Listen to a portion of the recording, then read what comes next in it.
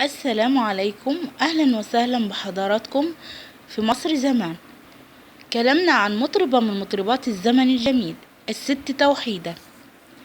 في كتير ما يعرفش ولا سمع عن الست توحيدة. الست توحيدة هي مطربة مصرية من أصل لبناني، اسمها الأصلي لطيفة إلياس فخر، من قرية دير القمر بلبنان. ظهرت واشتهرت في العشرينات. ولدت توحيدة في لبنان. والدها كان بيحب الموسيقى حب شديد، لدرجة انه عمل مكان مخصوص في بيته عشان يعلم فيه اهل منطقته الموسيقى والغنى. فبقيت توحيدة تسمع للفن ده، وكان عندها حب شديد للفن، وحفظت كل المقطوعات الموسيقية اللي كانت تسمعها من والدها واهل القرية. بالرغم من ان سنها كان صغير جدا، بس كان والدها بيتجاهل موهبتها. وفي يوم من الايام كان والدها راجع البيت في غير ميعاده، راجع بدري شوية، فراح شاف ستات المنطقة كلهم قاعدين حوالين توحيدة وهي شغالة تغني بصوت قوي متدفق وصارحة في الغنى ومش واخدة بالها من والدها. بعد كده غضب الأب غضب شديد، بالرغم من انه بيحب الفن. راح طرد كل الستات اللي في بيته، وفضل هتك يا ضرب في توحيدة وأم توحيد.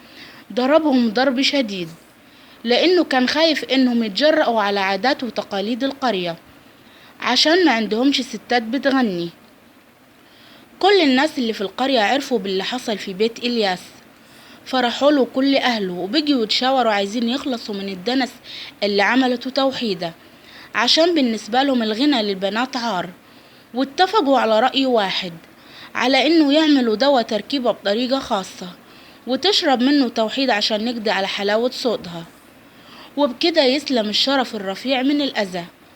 راحوا أدوا الدواء لأم توحيدة عشان تجبرها على شربه، لكن الأم رفضت وقالت إن دي جريمة، وتخلصت من الدواء بطريقتها، وأقنعت الأب بإنها شربته ومش قادرة تغني تاني.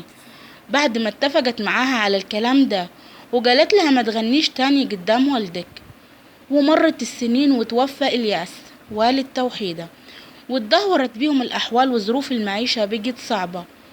ومن هنا قررت تهاجر من لبنان إلى مصر عشان تشوف رزقها. وفعلا نزلت مصر في سنة 1900. كان في واحد قريبهم من لبنان نزل مصر من زمان، وكان بيشتغل في مجال الفن. المهم فضلوا يدوروا عليه لحد ما عرفوا مكانه، وشغل توحيدة معاه في الغنى وسكنهم في بيته. بس ما كانش بيدي توحيدة فلوس على شغلها، ولما والدتها طلبت راتب لتوحيدة اتغضب واتخانق معاهم. بس هم مشوا من عنده وتركوه وراحوا يشوفوا رزقهم في مكان تاني. ومن هنا توحيدة عرفت طريقها. الست توحيدة كان لها مكانة مهمة عند الموسيقيين، بيعتبروها من أهم المطربات الشرقيات بعد الست ألمظ. وبدأت في طريق المجد، وغنت أدوار عبد الحمولي ومحمد عثمان، وكانت جريئة جدا، وهي أول ست شرقية سابت لبس الملاية اللف والبرقع، وفضلت تغني بفستان في شغل من الذهب وبشعرها وبتلبس ذهب كتير. وكانت أنجح أيامها في أوائل القرن العشرين. الناس من كتر شهرتها والكلام عليها بيجوا يتسابقوا على المسرح عشان يشوفوها. حفلاتها كانت بتقدمها كل يوم في العتبة.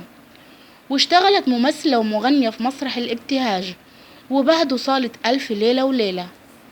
وتعرفت على الملحن محمد القصبجي لما كانت بتغني في صالة ألف ليلة وليلة، وقدم لها اللحن اللي اشتهرت بيه في سنة 1917، الحب له أحكام. فغنت وسقف لها الجمهور من كتر جمال صوتها وإعجابهم بالفن. الست توحيدة في الفترة دي اتجوزت منولي صاحب صالة ألف ليلة وليلة اللي بتشتغل فيها. وبعد وفاة منولي عملت مسرح البيجو بلس بشارع عماد الدين، واعتزلت الغنى لما كبرت في السن، وعاشت في عزلة تامة تتذكر أيامها لحد ما توفت سنة 1933. ومن أشهر الدقائق اللي غنتها الست توحيدة هي في البعد ياما كنت نوح، والحب له أحكام، وإن كنت شاريني ما تتقلش، وأكتر من كده ما استحملش، والله على شكلك وحلاوتك، ويا نجاوة يا طرح البدرية.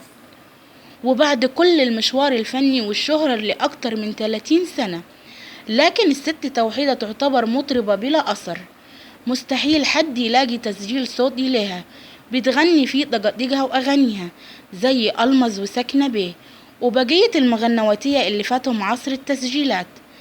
لكن المدهش إن الست توحيدة غنت وتألقت في أوج عصر التسجيلات. كان في تسجيلات على أيامها وفي كمان اسطوانات، وكان في مطربات في زمانها بيغنوا معمول لهم اسطوانات وتسجيلات، ومنهم سلطانة الطرب منيرة المهدية. وفي ناس بتقول ان سبب كده الست توحيدة كانت تشترط بانها تغني في الهوا عشان صوتها يوصل لكل محبينها، وكانت ترفض التسجيل. وخلصت حكايتنا.